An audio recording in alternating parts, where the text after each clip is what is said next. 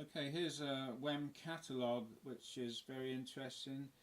I'm going to show you. I actually got this catalogue myself when I was just about 15 years old, and I lived in Dover, Kent, England, and it was about 1963, I think, and I bought it from the little music shop in Dover, Golden and Wand.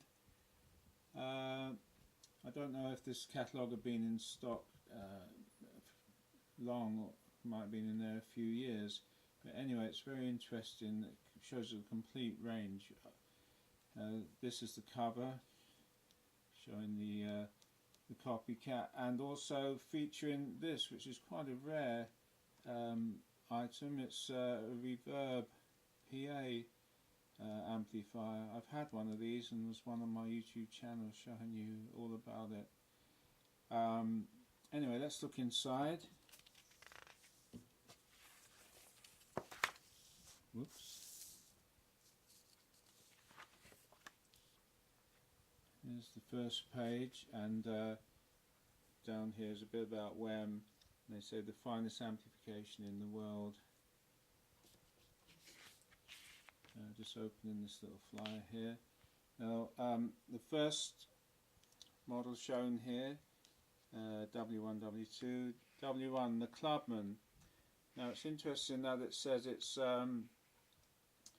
6 watts, and inexpensive for the young beginner. And then you've got the Westminster next.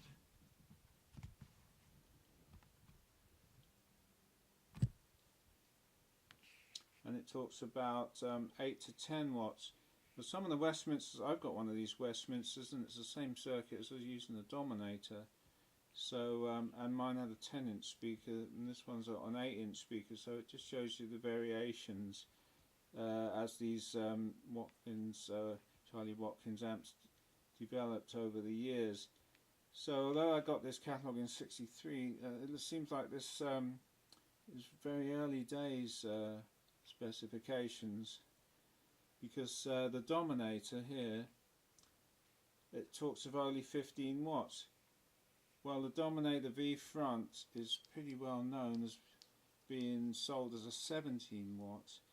It does only put out about 15 watts or less, but I think because the Vox had the AC15, they said it was 17 watts, perhaps to try and get more sales that way, even though it wasn't. So, but anyway, 15 watts, interesting. And it talks about the V cabinet, 10-inch speakers, tremolo, outstanding example. And again, it talks about the cover being included. I've never seen these old amps with covers. I don't know whether they did have covers, or they always seem to go missing. A couple of guitars, Circuit 4 guitar, and here it says low line strings rather than low action. Plenty of pickups, fantastic guitar sounds you've ever heard, and a few more besides. The Rapier, pretty well-known guitar. A lot of people bought these sort of guitars. The world's best solid buy, produced by modern craftsmen. So everything is always about modern and new, and something groundbreaking. The unbeatable Watkins Vibrato. And they used polyester in those days, so pretty hard wearing finish, polyester paint. Chrome rather than nickel. The 22s was the cheaper version. And then we get onto the copycat. The copycats,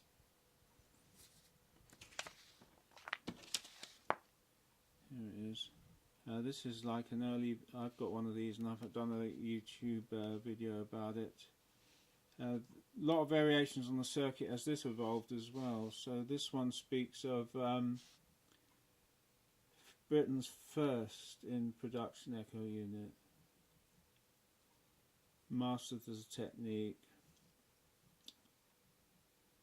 reverberation, hall effects, push button switches, foot switch cover, and again he said the best echo machine there is.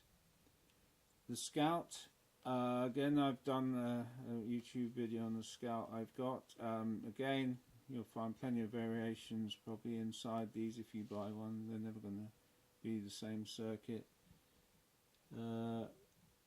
15 watt. So again it's talking about would be the Dominator circuit, which then became 17 watt. It's the same circuit just squashed into a smaller can as the V fronted one. Tremolo, foot switches on a Wonder lead on an extension lead. Recording or club work.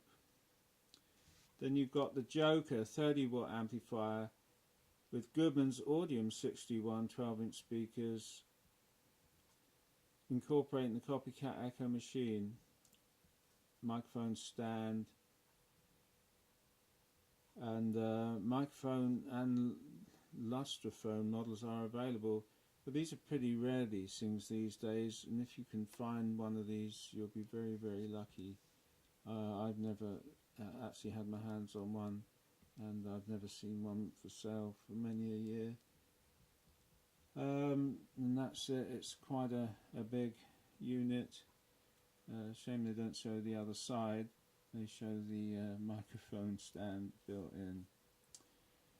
Then going on to just some of the other stuff, they've got all sorts of microphone stands here, and this is interesting, the W24 hoop stands, chromium plated for speakers and speaker cabinets and amplifiers.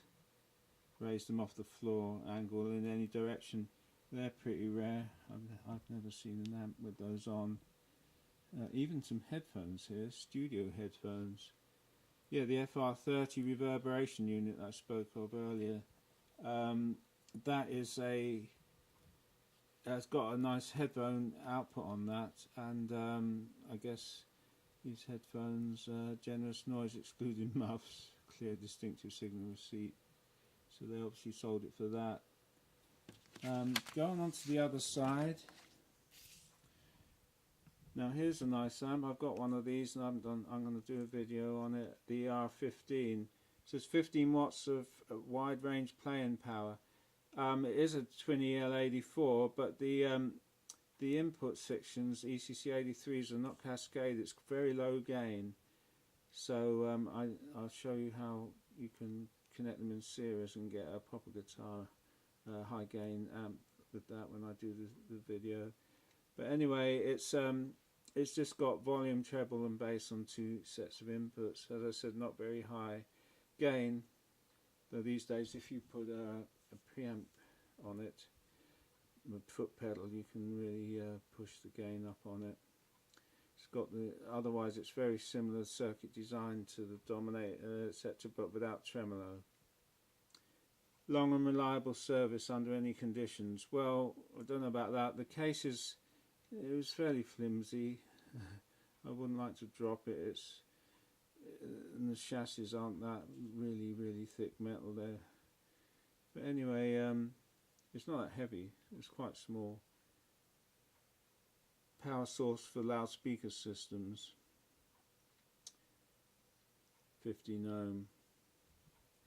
Then some of these speaker cabinets, very nice. You don't see these around these days. They're pretty rare. If you ever find anyone selling these, I haven't seen one for sale for a very long time. All these speakers, nice little showing the angled cabinet there. If you can ever find this stuff, it's these days it's rarer and rarer and rarer. You've got 10-inch speaker cabinets, power bass speakers, 12-inch speaker cabinets. Again, it speaks about the famous Goodman's Audium 61. Really heavy speaker. Those cabinets must have been ever so heavy. That's an incredibly heavy speaker if you ever find one. And then it talks about a display showing you how to use 2 amps, it's just a display.